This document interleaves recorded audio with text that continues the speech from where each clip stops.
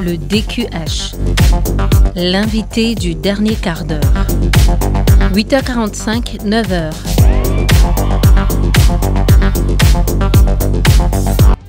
Madame, Monsieur, merci de garder l'écoute confortable du poste national de la CRTV et un invité de marque dans le dernier quart d'heure de nos matinées. Son Excellence Jean-Marc Chataignier, ambassadeur de l'Union européenne au Cameroun, à la faveur de la célébration de la Journée de l'Europe. Excellence, bonjour. Bonjour. Merci d'accepter de passer le dernier quart d'heure des matinées avec nous. J'ai guetté dans votre parcours ces dernières années, après le Niger, le Mali, la Côte d'Ivoire, le Tchad, Madagascar, la RDC. Vous voici au continent. Qu'est-ce que vous appréciez le plus dans ce Cameroun et inversement qui vous déplaît? Mon enthousiasme, c'est la jeunesse, le dynamisme, les idées, les jeunes que je rencontre qui ont plein d'idées. En même temps aussi, la préservation de traditions, donc c'est ce mélange de jeunesse et de tradition. C'est aussi la cuisine, hein, le ndolé. Quand j'ai été dans l'ouest du pays aussi, j'ai mangé des pommes de terre avec des haricots, c'était délicieux. À piler ou bien sauté?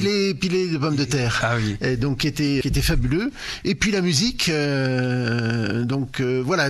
Dans les choses qui me déplaisent un peu plus personnellement, j'ai un sens du temps européen qui est pas forcément le même sens que le temps camerounais, et donc parfois les horaires, les rendez-vous, voilà, je suis pas une horloge suisse, j'arrive pas toujours à l'heure. Vous êtes ponctuel ou bien? Mais je suis plutôt ponctuel, et c'est vrai qu'arriver parfois 1 heure ou 2 heures à l'avance, à l'heure indiquée, et voir que la cérémonie va commencer 2 heures plus tard.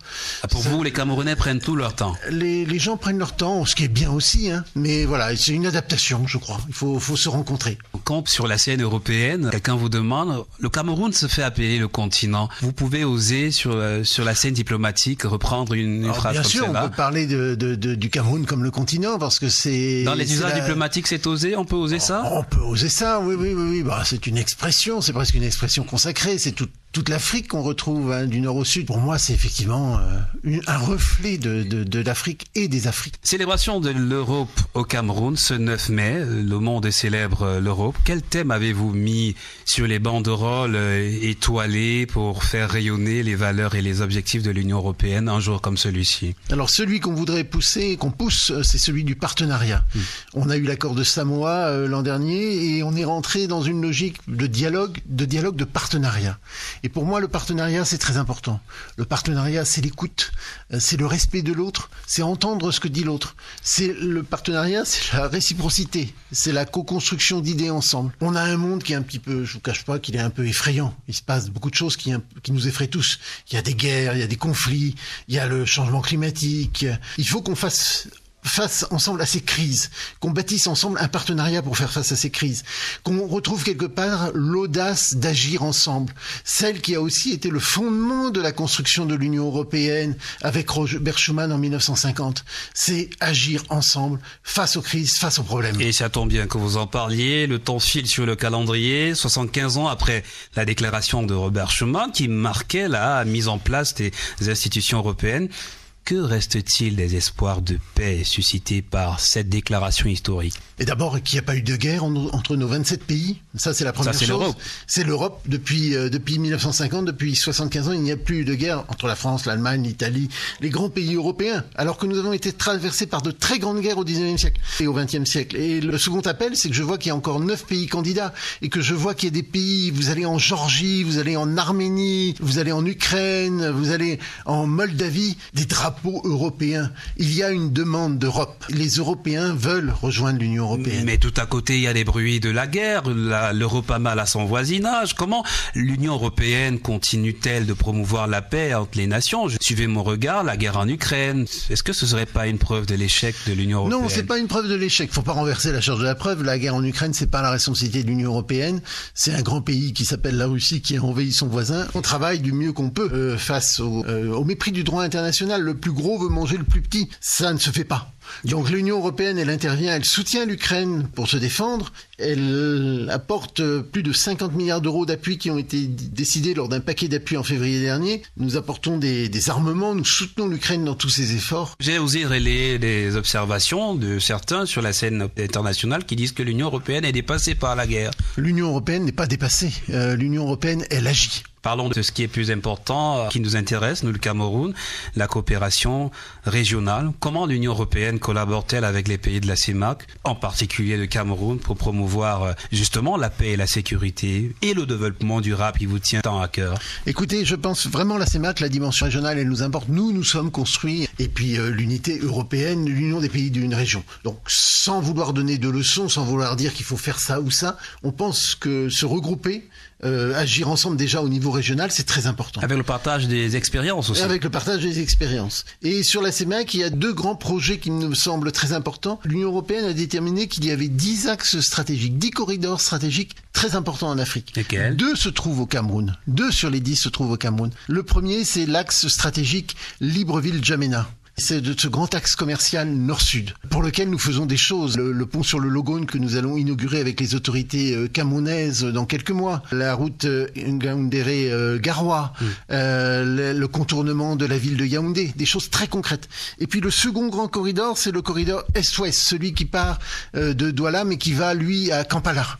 Donc là, la construction régionale, elle est très concrète, très matérielle, et l'appui à la CEMAC et aux organisations régionales, il passe aussi par là. Les traits d'union consolidés, et ce sont des voies vers le développement qu'on va explorer. Mais vous aimez les journalistes, c'est ce que j'ai appris. Vous aimez bien la presse, les médias. Ah oui. Oui. Dans l'actualité récente, la Journée mondiale de la liberté de la presse a envoyé des journalistes au chevet de l'environnement. Quelles sont, de votre point de vue, les initiatives de l'Union européenne pour aider justement la presse que nous sommes à lutter contre le changement climatique et par exemple encourager les transitions énergétiques? Alors, si les journalistes viennent vous voir et vous disent on a besoin d'argent pour mener ces initiatives, vous répondez quoi? Alors on facilite déjà souvent la participation des journalistes, de nos partenaires aux grandes réunions internationales. Il est important que la voix africaine soit entendue dans les grandes enceintes internationales, notamment sur le changement climatique. Le climat, c'est pas qu'une question du Nord, c'est une question qui affecte aussi le Cameroun. Il touche aussi l'Afrique de plein fouet, qui n'en est aucunement responsable. Donc on a un devoir d'assistance, on a un travail à faire sur ce qu'on appelle l'adaptation, sur l'atténuation, on accompagne bien sûr le Cameroun sur des volets énergétiques, donc il y a plein de choses qu'on doit faire. Moi, j'étais un coup d'œil dans vos chantiers, vos cahiers de charges, et je me souviens qu'à propos de la crise migratoire et notamment de la mobilité, son Excellence Philippe Van Damme, votre prédécesseur, avait promis un engagement de l'Union européenne aux côtés du Cameroun pour la mise en place, je cite, d'un système performant de gouvernance migratoire et souhaitait accompagner le pays pour l'aider à se positionner comme un acteur de référent dans la région. Est-ce qu'il vous a confié cet agenda-là? On continue bien sûr à travailler sur cet agenda. Qu'est-ce qui a été fait jusqu'ici? On a d'abord un dialogue constant avec les autorités camerounaises sur ce sujet. Il y a un message très clair, l'Europe ne peut plus accepter les migrations irrégulières. Nous avons un pacte migration qui vient d'être adopté par le Parlement européen qui est très ferme sur le sujet. Par contre, nous devons encourager toutes les migrations légales et régulières, notamment les étudiants qui partent étudier en Europe, les hommes d'affaires qui se rendent en Europe pour faire des affaires, le tourisme, donc les choses standards. Voilà, nous travaillons beaucoup avec les autorités sur ces 2 volets et nous allons tenir ce que nous appelons un dialogue de partenariat dans le cadre de l'accord de Samoa au mois de juillet prochain avec le MINREX, avec le ministre des Relations extérieures du Cameroun, pour voir comment on avance sur ce programme. Ce partenariat, c'est aussi savoir surfer sur la vague de la sécurité maritime. Le Cameroun, vous le savez, a eu quelquefois mal à ses portes maritimes et il a adopté la loi sur la sécurité pour lutter contre la piraterie dans le golfe de Guinée, que vous savez être un point stratégique pour notre économie. Comment pourriez-vous aider votre pays ami qu'est le Cameroun? Sur la piraterie maritime, c'est un sujet justement sur lequel nous travaillons très bien avec le Cameroun. Nous venons d'avoir une mission qui est venue de Bruxelles il y a quelques semaines. Nous avons une entente parfaite avec le ministère de la Défense pour renforcer les moyens mis à disposition des autorités camerounaises pour lutter contre la piraterie maritime. Des équipements maritimes, des équipements aérien, avec des conditions très claires d'appropriation et de gestion par les Camerounais et les Camerounaises eux-mêmes de ces équipements. Donc vraiment, nous sommes en train de travailler main dans la main pour lancer vraiment un programme renforcé sur la surveillance maritime dans le golfe de Guinée contre la piraterie. Et il y a un document qui sous-tend cette ambition, le document de stratégie UE 2021 jusqu'en 2025. Vous avez jeté un coup d'œil dans le bassin du lac Tchad? Oui, bien sûr, on travaille aussi sur l'extrême nord. On fait face à la crise avec Boko Haram, bien sûr, venu du Nigeria, qui déstabilise ces régions.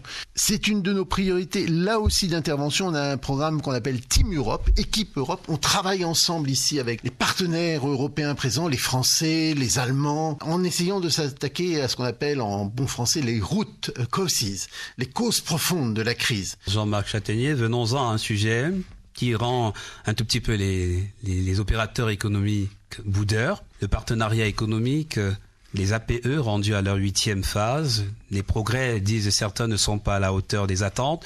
Nous avons entendu le ministère de l'économie dire que le volet développement tarde à bénéficier de toutes les mesures initialement préconisées. Je pense au cycle de programmation financière et au budget. Selon une enquête du GICAM, aujourd'hui GCAM, 54% des entreprises estiment que l'APE n'a pas d'impact significatif sur leur activité. Tout ça ne vous dérange pas? Écoutez, moi je ne vois pas pourquoi, enfin je ne suis pas un grand spécialiste, mais je regarde juste les grands chiffres.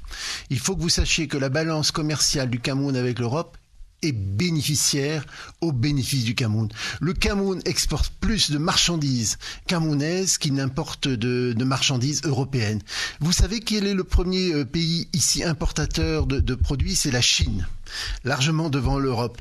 Quel est le premier pays sur lequel, le premier continent même, sur lequel, de continent à continent, le Cameroun exporte? Plus de 50% des marchandises camerounaises, des produits camerounais sont exportés vers l'Europe. Donc c'est un partenariat qui bénéficie au Cameroun au point de vue des chiffres quand on les regarde droit dans les yeux.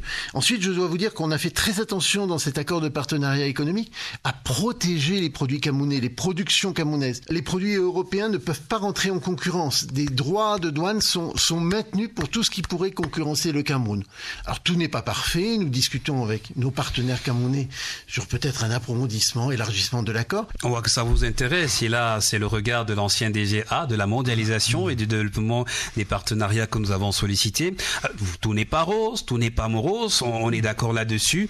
Mais les gros investissements maintenant, l'Union européenne a promis d'investir plus de 150 milliards d'euros en Afrique pour la période allant de 2021 à 2027, notamment à travers les instruments que vous appelez Global Gateways. En français facile, cela signifie quoi? Ça signifie portail mondial, mais ça veut dire pas quelque part passerelle, ouverture, aider à communiquer, bien sûr sur les grandes infrastructures, bien sûr sur le digital, sur des modes de faire en sorte que nous soyons mieux interconnectés les uns aux autres, que les marchandises circulent, que les hommes circulent, que nous puissions nous rencontrer, que nous puissions aussi tous nous enrichir et aller vers davantage de prospérité. Coup d'œil, la prospérité, c'est aussi la formation du capital humain. Coup d'œil dans le portefeuille de l'éducation et de la culture qui vous tient aussi à cœur. Pendant la journée de l'Europe, que direz-vous aux étudiants, aux entrepreneurs culturels qui viendront? Combien de programmes de bourse vous avez dans votre valise diplomatique? Alors non, on a un programme que je viens d'ailleurs de présenter à l'université de Chang, qui est le programme Erasmus, qui permet de financer des semestres de formation pour des jeunes Camerounais qui veulent partir en Europe, et donc ça c'est tout à fait bénéfique. Et inversement d'ailleurs, des jeunes Européens qui veulent venir étudier au Cameroun, parce que vos universités sont tellement bonnes qu'il y a des Européens qui veulent terminer ici leurs études. Je pense à Kribi, où il y a une dizaine d'Européens en ce moment qui travaillent dans le cadre de l'université camerounaise. Et puis le programme Horizon, qui est aussi un programme d'échange, de partenariat scientifique. Donc vraiment, on est dans ce cadre d'échange et de partenariat, de valorisation des ressources humaines. Donc je dis à un étudiant camerounais qui veut étudier en Europe, surtout n'hésitez pas à aller consulter sur nos sites programme Erasmus+, et voir comment vous pouvez faire, comment vous pouvez soumettre votre projet. C'est un programme mondial, donc c'est les meilleurs qui l'emportent évidemment. C'est un programme sélectif, mais vous avez toutes vos chances. Ça tombe bien qu'on parle de jeunesse. Le Youth Sounding Board de l'Union européenne, trait d'union, Cameroun, a été officiellement lancé le 9 mai dernier à Yaoundé, il y a 1 an. Est-ce qu'on peut déjà faire les comptes? Le Cameroun y a gagné quoi en 1 an? Écoutez, d'abord, ce sont 25 jeunes qui ont travaillé avec nous, qui nous apportent des bons conseils, qui nous disent, là, vous n'êtes pas trop bon, là, vous n'êtes pas très efficace dans votre communication. C'est des jeunes que je vais rencontrer. J'en ai rencontré notamment à Bamenda. Voilà, ils ont pris une très belle initiative de réunir des équipes. Ils prennent des initiatives locales, ils nous aident à expliquer mieux ce qu'on fait. Ils viennent nous critiquer sur ce qu'on peut mal faire. Et donc, ce regard de la jeunesse, ce regard un peu critique, pour nous, il est très important. Alors, comme vous venez de le dire, on fête juste 1 année. Donc, on va faire ce bilan, d'ailleurs, juste après le 9 mai. Après-demain, il y aura la grande assemblée générale, des discussions, et on va essayer de voir comment, bien sûr, on progresse. Vous suivez l'actualité sur la couverture santé universelle? Un petit peu moins, parce que c'est pas un des sujets de priorité d'intervention de l'Union européenne ici au Cameroun. Pourtant, la santé, ça compte. Mais la santé compte, mais on ne peut pas faire tout partout dans le mieux. Donc, on est obligé d'être un petit peu sélectif. Certains de nos États membres travaillent sur ce sujet, et puis on finance ça, bien sûr, au niveau global, au niveau mondial. On finance le Fonds mondial, on finance la vaccination avec Gavi. Donc, on a bien sûr une action, mais un petit peu moins spécifique ici au Cameroun. Peut-être pour paraître plus efficace aussi. Bon, une dernière question, on se projette. Après la journée de l'Europe, on referme les valises diplomatiques et on se dit que l'Union européenne gagne quoi dans cette relation avec le Cameroun? Écoutez, on ne referme jamais les valises, elles vont rester ouvertes. Les dossiers, ils sont pas fermés, ils vont continuer. Alors qu'est-ce qu'on y gagne? On y gagne du partenariat, on y gagne de la confiance, on y gagne de travailler ensemble vers plus de paix dans le monde, vers plus de prospérité. Parce que si on veut construire ensemble un avenir, qui rayonne, si on veut penser à nos enfants et à nos petits-enfants, il faut qu'on soit ensemble et qu'on agisse ensemble. Son Excellence Jean-Marc Chataignier, j'ai réussi à avoir une constellation d'étoiles de l'Union européenne dans votre regard, dans vos yeux. C'est dire que vous êtes content d'être au Cameroun? Oui, enthousiaste. Merci d'avoir accepté de passer le dernier quart d'heure des matinées de la CRTV avec nous. Merci beaucoup. À votre suite, monsieur l'ambassadeur, une tête couronnée d'étoiles, une star du Cameroun des musiques qui sublime la force de l'union dans ses chansons Waiting Minstrel. On l'appelle très affectueusement désormais le Tangba Yof. C'est un titre honorifique qui lui a été décerné par le Paramount Chief, le Fondonso, dans le nord-ouest, où nous avons vu le jour se lever, Waiting Minstrel, qu'on entend là dans un featuring avec Magasco, des notes musicales pour terminer cette émission, pleine d'une fierté nationale. Be proud. Et la fierté, c'est aussi celle que j'ai ce matin pour avoir travaillé avec une équipe de l'EF